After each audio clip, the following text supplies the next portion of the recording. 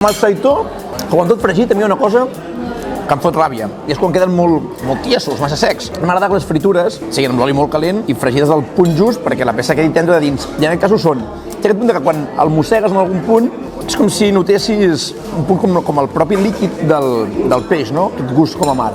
És molt bo, la veritat que és molt bo. No us agrada això de separar els lloms de l'espina, tu pots fotre igual, Hòstia, és molt bo, en sèrio. S'agraeix aquest gust de seitó. M'ho podria fotre com a pipes, tu. Llimona sí o llimona als fregits?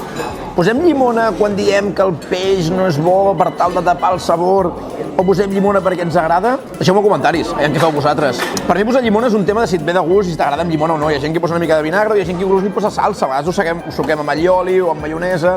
Això no vol dir que sigui millor o pitjor, és un tema de gustos. Així que mira, perquè no hi hagi baralles, jo soc dels que la llimona la poso a la meitat.